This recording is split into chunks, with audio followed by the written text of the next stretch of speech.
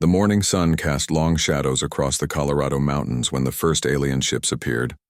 Admiral Kane Williams stood in the United Earth Defense Command Center, his coffee growing cold as he watched the massive displays showing space beyond the moon. The ships were unlike anything humanity had ever seen. They looked like giant crystals floating in the darkness, each one bigger than Earth's largest cities. "Sir, we're getting signals from all over the world," said Captain Lisa Morgan, her fingers flying over her computer keyboard. "Every radio, every television, every phone is picking up the same message." Kane nodded grimly. He had been expecting this day for years, ever since the Deep Space Telescope started picking up signs of organized space travel in distant star systems. Now it was here, and Earth was not ready. The alien voice came through the speakers, speaking perfect English. It was cold and emotionless, like a machine reading from a script. "People of Earth, I am Supreme Commander Veltar of the Zephyrian Empire. Your world has been selected for integration into our great civilization." Lisa worked quickly to translate the alien signals into something the defense computers could understand.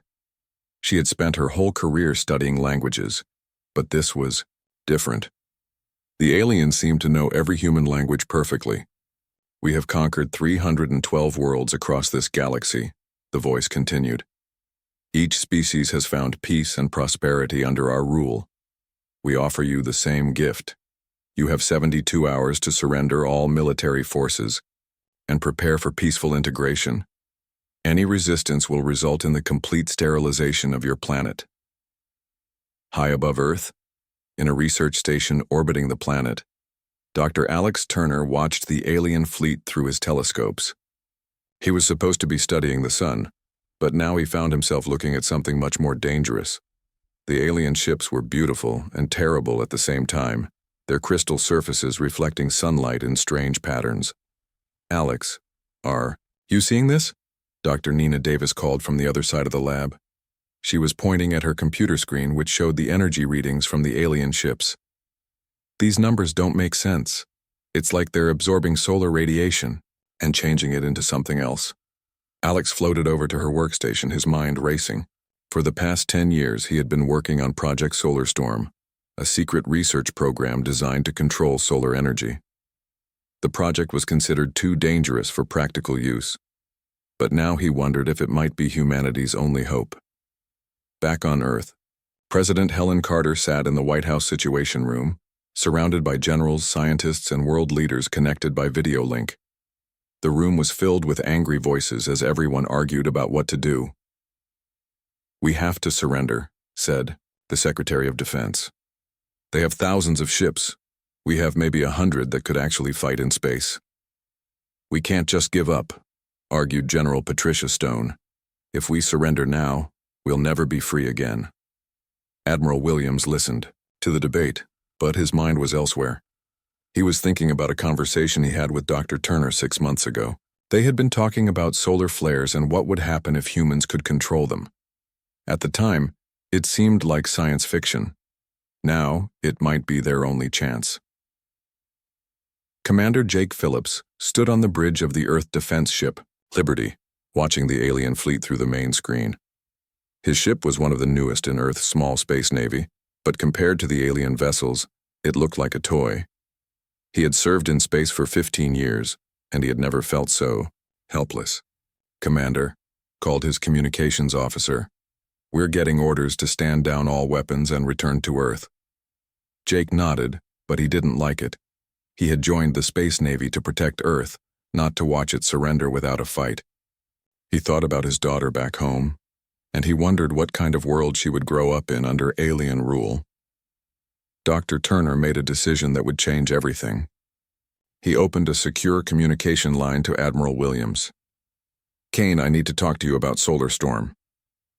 "Alex, that project was classified as too dangerous," Williams replied. "The energy levels involved could destroy half the solar system."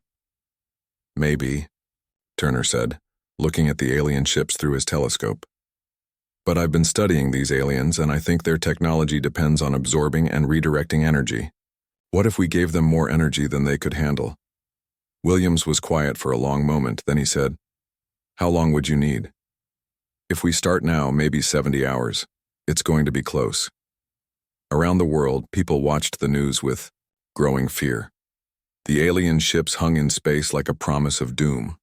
Some prayed, some panicked, and some began to prepare for the worst. But in secret locations across Earth and throughout the solar system, a small group of scientists and engineers began to work on something the aliens had never encountered before. The quantum field generators of Project Solar Storm had been built, in secret over the past decade. They were hidden on Mercury, in the asteroid belt, on the moons of Jupiter, and at the very edge of the solar system.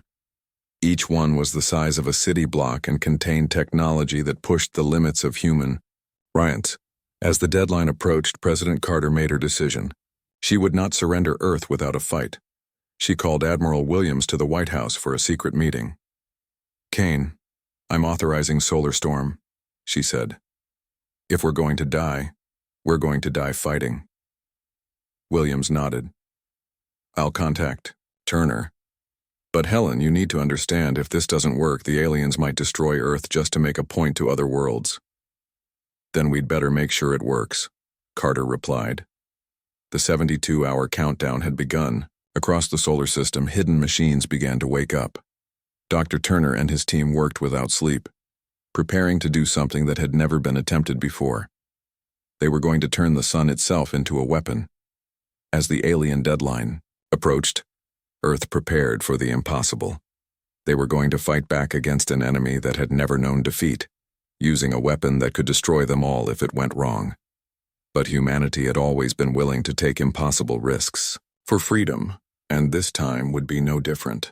The world had never seen anything like the emergency session at the United Nations. Every leader on Earth was there, either in person or through video links. The Great Hall buzzed with nervous energy as translators worked frantically to keep up with dozens of languages being spoken at once.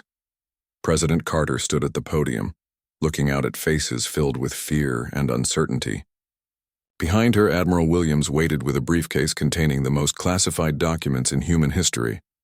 In just 18 hours, the alien deadline would arrive, and Earth had to make its choice. "My fellow leaders," Carter began, "we face a decision that will determine the future of our species. Do we surrender and hope for mercy, or do we fight for our freedom?" The president of Russia leaned forward in his seat. "Fight with what? Our entire military couldn't destroy one of their ships." "That's where you're wrong," Admiral Williams said, stepping forward. He opened his briefcase and pulled out a thick folder marked with warning symbols. "For the past 10 years, we have been working on something called Project Solar Storm." The room fell silent as Williams explained the project. Hidden throughout the solar system were machines capable of controlling the sun's energy. They could create solar flares, direct them with perfect accuracy, and turn the star itself into a weapon of unimaginable power. Dr. Turner appeared on the main screen, broadcasting from his space station. His hair was messy from working without sleep, and his eyes were red with exhaustion. "The quantum field generators are coming online now," he reported. "We've run computer models, and the system should work, but I have to be honest, we've never tested anything like this before." The Chinese premier raised her hand. "Dr. Turner, what are the risks?" Turner was quiet for a moment. "In the worst-case scenario, we could destabilize the sun and destroy the entire solar system. In the best case, we give these aliens the fight of their lives." Fear rippled through the assembly. The leader of Brazil stood up. "You're talking about risking everything, every person on Earth, every animal, every plant. What if it goes wrong?" "Then, we die free instead of living as slaves," Carter replied firmly. Meanwhile, Captain Morgan worked in the communication center trying to learn everything she could about the Zephyrian Empire. She had managed to decode some of their data transmissions, and what she found made her blood run cold. The aliens had detailed files on hundreds of conquered species. Every single one had surrendered without a significant fight. "Admiral," she called Williams on his secure phone, "I've been studying their records. They've never faced real resistance before. Every species they've conquered gave up when they saw the size of the alien fleet." "What does that tell us?" Williams asked. "It tells us they might not know how to handle a real fight," Morgan replied. "Their tactics are based on overwhelming force and fear. If we can surprise them, we might have a chance. High above Earth, Commander Phillips received new orders that made his hands shake. Instead of retreating to Earth, his ship and 12 others were ordered to take positions around the planet. They would be the first line of defense when the aliens attacked. "Sir," his weapons officer asked, "what are we supposed to do against those massive ships?" Phillips looked at his small crew and felt proud of them. They were scared, but they were ready to fight. "We're going to buy time for Solar Storm to work," he said. "And if it doesn't work, we're going to make sure the aliens remember that humans don't go down easy." Dr. Nina Davis worked frantically in the Lunar Observatory, monitoring solar activity as the quantum field generators powered up. The readings on her instruments were unlike anything she had ever seen. The sun was responding to their machines in ways that shouldn't be possible. "Alex," she called Turner on the radio, "the magnetic field around the sun is changing. It's like the star is waking up." Turner smiled grimly. "That's exactly what we want. The aliens use solar energy to power their ships. If we can control that energy, we can control them." As the deadline approached, people around the world gathered to watch President Carter's final broadcast. She stood in the Oval Office, flanked by Admiral Williams and representatives from every nation on Earth. The weight of humanity's future rested on her shoulders. "Citizens of Earth," she began, 72 hours ago we were given an ultimatum: surrender or die. Today we give our answer." The camera moved to show Admiral Williams, who stepped forward with military precision. "Supreme Commander Veltar of the Zephyrian Empire, this is Admiral Kane Williams of the United Earth Defense Force. You asked us to kneel. Here is our response." Williams paused, looking directly into the camera. "Humanity does not kneel. We have never knelt to tyrants, and we will not start now. You want Earth? Come and take it. But know this, we will fight you with everything we have, including the power of our own star." The broadcast ended, and around the world, people held their breath. In space, the alien fleet began to move toward Earth, confident in their overwhelming superiority. They had done this hundreds of times before, and it always ended the same way, with complete victory. But Dr. Turner was already sending the activation codes to the quantum field generators, hidden throughout the solar system. On Mercury, massive machines buried beneath the planet's surface hummed to life. In the asteroid belt, generators disguised as mining platforms began to create distortions in space itself. At the edge of the solar system, the largest generators of all started to focus their power on the distant sun. Supreme Commander Veltar received Earth's message aboard his flagship. He had expected desperate pleas for mercy or angry threats. That meant nothing. Instead, he heard something he had never encountered before: absolute defiance backed by confidence. "Primitive species always make brave speeches before they die," he told his officers. "Begin the attack. Show them what happens when they refuse the gift of integration." But as his fleet moved toward Earth, something strange began to happen. The sun, which had been quiet for months, suddenly erupted with the largest solar flare ever recorded. And instead of spreading randomly through space, the flare seemed to have a target. It was heading straight for his fleet. For the first time in his long military career, Veltar felt something he had never experienced before: fear. These humans had done something impossible. They had weaponized their own star. The battle for Earth was about to begin, and it would be unlike anything the galaxy had ever seen. The Zephyrian fleet moved through space like a swarm of deadly insects. 10,000 ships arranged in perfect formation, their crystal hulls reflecting starlight as they approached Earth. Supreme Commander Veltar stood on the bridge of his flagship, watching the small blue planet grow larger on his screens. He had conquered 300 worlds, and Earth would be just another easy victory. "Commander," his tactical officer reported, "the human fleet is taking defensive positions around their planet. 13 ships total." Veltar almost laughed. 13 ships against 10,000. It was insulting that these primitives thought they could offer any resistance at all. "Begin the attack," he ordered. "Disable their ships quickly. We'll need some humans alive for the integration process." But before his weapons could fire, something impossible happened.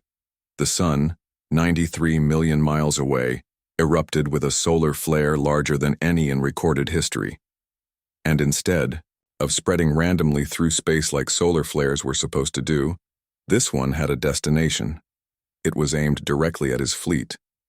Dr. Turner watched from his space station as the first phase of solar storm came to life.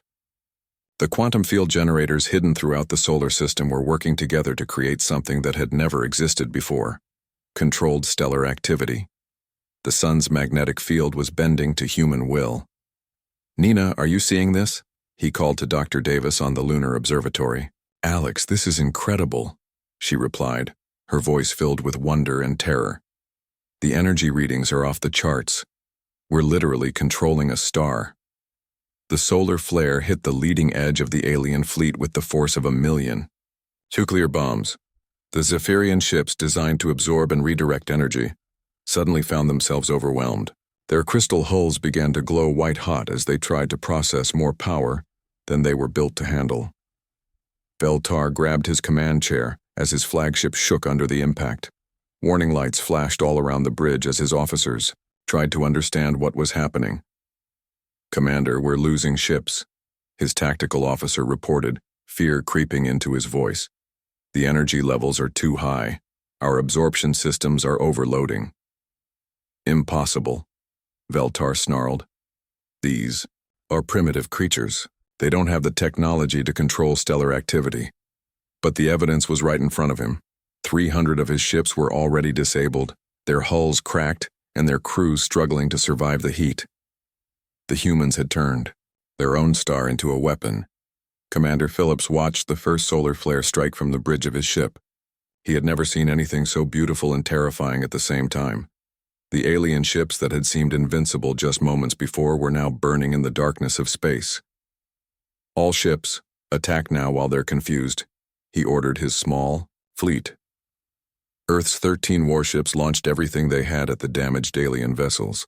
The human weapons were primitive compared to Zephyrian technology, but the aliens were too busy dealing with stellar fire to fight back effectively. Phillips watched with satisfaction as his missiles found their targets, finishing off ships that the solar flare had already crippled. Admiral Williams coordinated the defense from his command center deep beneath the Colorado mountains. Banks of computers showed him the battle in real time, and he could hardly believe what he was seeing. The plan was actually working. "Sir, we're getting reports from around the world," Captain Morgan reported. "People are watching the battle through telescopes. They're calling it the most beautiful thing they've ever seen." Williams nodded grimly. It was beautiful, and deadly beyond imagination. If Dr. Turner made even a small mistake with the quantum field generators, that same stellar fire could reach Earth and burn away the atmosphere in seconds. Dr. Turner initiated the second phase of solar storm. The generators created a resonance pattern that amplified the sun's natural magnetic field. Fluctuations. What started as one massive solar flare became a continuous stream of directed plasma, each burst aimed with surgical precision at different parts of the alien fleet. Veltar realized he was facing something unprecedented in Zephyrian military history: total tactical disadvantage. His ships were built to absorb energy from enemy weapons and use it against them. But the humans weren't using weapons. They were using their star itself, and there was more energy coming from the sun than his entire fleet could possibly absorb. "All ships retreat to minimum safe distance," he ordered. But as his fleet tried to pull back, another impossibility occurred. The solar flares began following them, as if the star itself was angry at their presence in the system. Dr. Davis watched in amazement as the quantum field generators created gravitational lenses that could direct solar plasma across impossible distances. The energy that should have dispersed harmlessly through space was being focused and guided like a laser beam made of stellar fire. "Alex, we're not just controlling solar flares anymore," she reported. "We're controlling the fundamental forces that power the sun. This is beyond anything we ever imagined possible." Turner smiled grimly as he watched alien ships burning in the distance. "Good. Let them see what happens when they threaten our world." The battle became a rout as more and more alien ships fell to the solar assault. The Zephyrian fleet, which had never known defeat, found themselves helpless against an enemy that fought with the power of a star. Their absorption technology, their greatest strength, had become their fatal weakness. Commander Phillips led his small fleet in hit-and-run attacks against damaged alien vessels. His ships were tiny compared to the Zephyrian giants, but they were more maneuverable and could hide in the electromagnetic chaos created by the solar storms. "Sir, I'm picking up alien distress signals," his communications officer reported. "They're asking for surrender terms." Phillips almost couldn't believe it. The mighty Zephyrian Empire, conqueror of hundreds of worlds, was asking to surrender to 13 human ships and a weaponized star. But Dr. Turner wasn't finished yet. He had spent 10 years building Solar Storm, and he intended to use every bit of its power. The third phase would show the aliens exactly what humanity was capable of when backed into a corner. The quantum field generators began to create a phenomenon that Turner called a stellar lance, a focused beam of solar plasma that could cut through anything in space. He aimed it at the largest alien ships, the command vessels that controlled the rest of the fleet. Veltar watched in horror as ships that had served the Empire for centuries were cut in half by beams of stellar fire. His communications officer reported that they had lost contact with over half the fleet. The survivors were scattered and demoralized, many with critical damage to their energy systems. "Commander, we need to retreat," his tactical officer pleaded. "If we stay here, they'll destroy us all." But Veltar had never retreated from a battle in his life. The idea was unthinkable. "Send a message to the human fleet," he ordered. "Tell them we wish to discuss surrender terms." Admiral Williams received the alien message with a mixture of pride and disbelief. Humanity had done the impossible. They had defeated an enemy that had conquered hundreds of worlds, and they had done it by turning their own sun into the ultimate weapon. "Tell them we'll accept their surrender," Williams replied. "But they need to know this is just the beginning. Any species that threatens Earth will face the wrath of our star." As news of the victory spread around the world, people poured into the streets to celebrate. They had faced extinction and chosen to fight instead of surrender, and their courage had been rewarded with the most incredible victory in human history.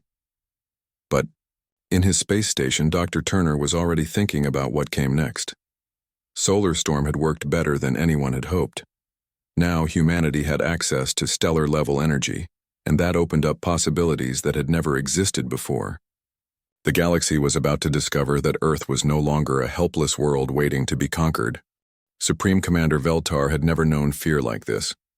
Half of his mighty fleet was destroyed or disabled, burning in the cold darkness of space. The survivors limped away from Earth, their crystal hulls cracked and their crews terrified. For the first time in Zephyrian history, they were retreating from a battle. "Sir, the humans are responding to our surrender request," his communications officer reported, his voice shaking. Veltar listened to the human response with growing rage. They weren't just accepting his surrender, they were making demands. The primitives wanted him to broadcast a message to the entire Zephyrian Empire, admitting defeat and warning other commanders about Earth's defenses. "Never," he snarled. "I will not be the first Zephyrian commander to surrender to a primitive species. All remaining ships, prepare for final assault. We will destroy their planet, even if it costs us everything." But Dr. Turner was already several steps ahead of the alien commander. From his space station, he watched the surviving Zephyrian ships regrouping for another attack. They had no idea what was about to hit them. "Nina, initiate Phase 4, he called to Dr. Davis on the Lunar Observatory. "Alex, are you sure about this?" she replied. "The energy levels we're talking about could affect the entire solar system." Turner looked at the tactical display showing the alien fleet preparing to attack Earth again. "Do it. These aliens need to understand that humanity doesn't make empty threats." The quantum field generators throughout the solar system began working in perfect harmony. What they created next had never existed in the history of the galaxy. A controlled stellar eruption that could reach across interplanetary distances with pinpoint accuracy. The sun itself seemed to pulse with anger as its surface erupted with dozens of massive solar flares simultaneously. Each one was guided by the quantum field network, turning the star into a weapon of unimaginable power. The solar plasma reached temperatures of millions of degrees and moved at a significant fraction of light speed.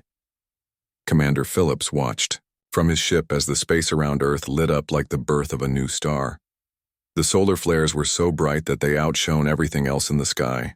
For a moment he wondered if Dr. Turner had lost control of the system and was about to accidentally destroy the solar system. But the flares had perfect targeting. Each one struck a different part of the alien fleet with devastating accuracy. Ships that had survived the first assault were vaporized instantly. Others had their hulls melted away, leaving their crews floating in spacesuits that couldn't protect them from stellar fire. Veltar's flagship shook as a solar flare passed close enough to overload every system on the ship. Emergency lights flickered as his crew tried desperately to keep their vessel functional. Through the main view screen, he watched his remaining ships being destroyed one by the impossible human weapon. "Commander, we must retreat," his tactical officer pleaded. "We've lost over 90% of the fleet. The Empire must be warned about these humans and their stellar weapon." For the first time in his military career, Veltar gave the order he had never thought he would speak. "All ships retreat. Maximum speed. Get us out of this cursed system." But Dr. Turner wasn't finished with them yet. He activated the final phase of Solar Storm, something he called the Stellar Reach. The quantum field generators created gravitational lenses that could extend the sun's deadly influence far beyond its normal boundaries. As the surviving alien ships fled toward the edge of the solar system, they discovered that the human weapon could follow them. Solar flares that should have dispersed harmlessly through space were being focused and directed across billions of miles. There was nowhere in the solar system they could hide from Earth's star. Dr. Davis monitored the incredible energy flows from her lunar observatory. "Alex, the readings are beyond anything we ever imagined. We're not just controlling solar flares anymore. We're controlling the fundamental nuclear processes inside the sun itself." Turner nodded grimly. "Good. I want every alien in this fleet to remember what happens when you threaten humanity." Admiral Williams broadcast a message to the fleeing aliens that would become legendary throughout the galaxy. "Supreme Commander Veltar, you came here expecting us to kneel before your empire. Instead, you kneel before our star. Humanity stands with the power of the sun itself, and we will never surrender. Take this message back to your masters. Earth is under the protection of stellar fire, and any who threaten us will face the same fate." The surviving Zephyrian ships, less than 300 out of the original 10,000, limped away from the solar system. Their crews were traumatized and their commander was broken. They had witnessed something that would haunt their nightmares forever. A primitive species that had turned their own star into a weapon. Captain Morgan worked frantically to decode the alien communications as they retreated. What she discovered filled her with hope and excitement. "Admiral, they're not just retreating, they're terrified. I'm picking up transmissions about canceling attacks on 12 other star systems. They're calling off invasions across this entire sector of the galaxy." Williams smiled for the first time since the crisis began. "One battle, and we've saved multiple worlds. Not bad for a day's work." But the real revelation came from Dr. Turner's analysis of the quantum field generators. The system had worked better than anyone had dreamed possible. The machines hadn't just controlled solar activity, they had created a permanent link between human technology and the sun's power. "Nina, look at these readings," he called excitedly. "The quantum field network isn't shutting down. It's become self-sustaining. We now have access to stellar-level energy permanently." The implications were staggering. Humanity had jumped from a primitive spacefaring species to a civilization with access to the power of stars. Faster-than-light travel, planetary defense, systems and technologies that had seemed impossible just days before were now within reach. President Carter addressed the world from the White House, her voice filled with pride and determination. "My fellow citizens of Earth, today we proved that humanity will never bow to tyranny. We faced extinction and chose to fight. We turned our own star into our defender, and we won the greatest victory in human history." She paused, looking directly into the cameras that broadcast her words to billions of people around the world. "But this is not just a victory for Earth. Today we sent a message to every oppressed world in the galaxy. There is a species that refused to kneel, that stands ready to help others find the strength to resist." Commander Phillips received new orders that filled him with excitement. His small fleet was being expanded into something called the Solar Defense Corps. Earth was going to build ships powered by stellar energy, vessels that could travel between star systems and carry humanity's message of freedom to the galaxy. Dr. Turner began planning the next phase of human expansion. The quantum field generators could be modified to work with other stars, giving humanity the ability to defend any solar system they chose to protect. The galaxy's oppressed peoples would soon have an ally unlike anything they had ever imagined. As the news of Earth's victory spread through secret channels across the galaxy, something unprecedented began to happen. Species that had lived under Zephyrian rule for generations began to whisper about hope. The humans had done the impossible. They had defeated the empire that had seemed unbeatable. The Battle of Sol was over, but its effects would ripple across the galaxy for centuries to come. Humanity had announced its presence to the universe in the most dramatic way possible, and the cosmos would never be the same. 6 months after the Battle of Sol, Earth had become a world transformed. The quantum field generators that had saved humanity from extinction now powered a technological revolution beyond anyone's wildest dreams. Dr. Alex Turner stood in the command center of humanity's first stellar-powered space station, watching construction crews build ships that would have seemed impossible just a year ago.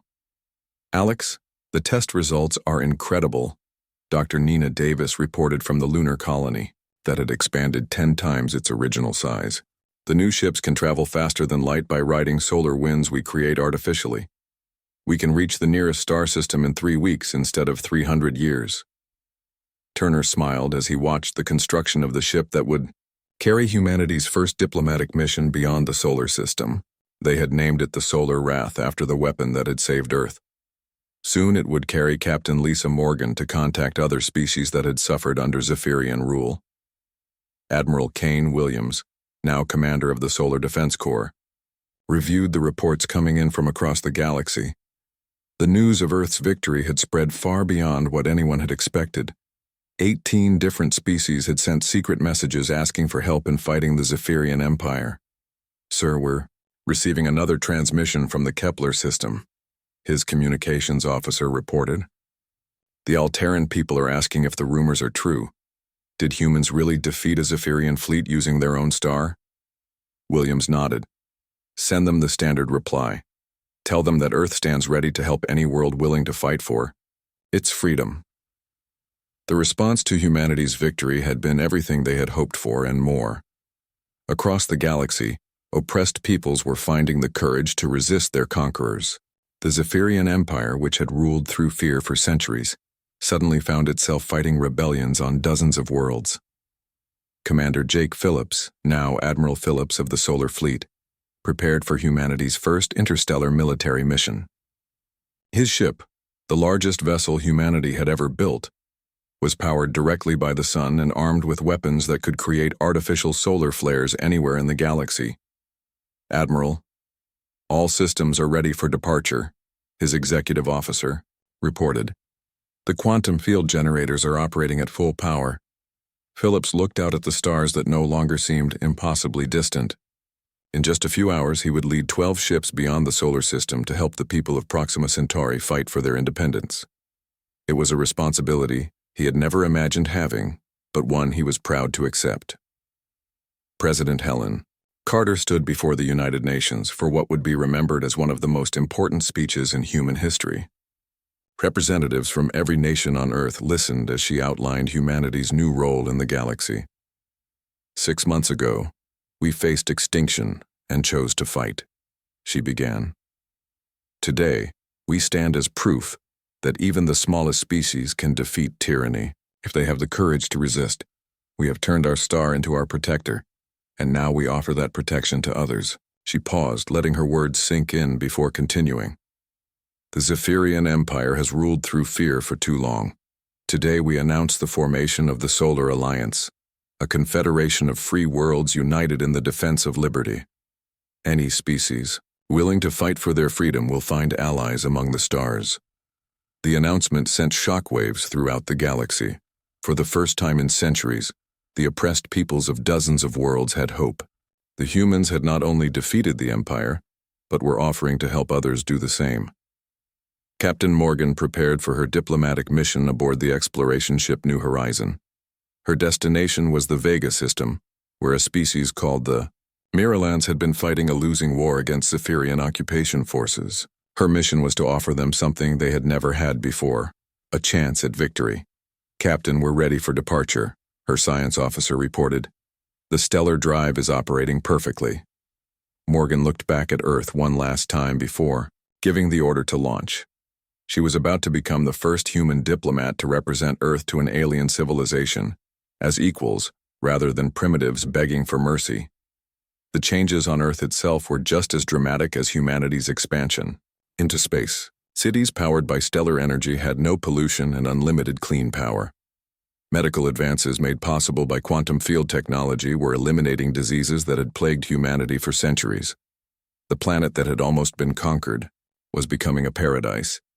Dr. Turner received a message that made his day. The secret research stations hidden throughout the galaxy were reporting success after success.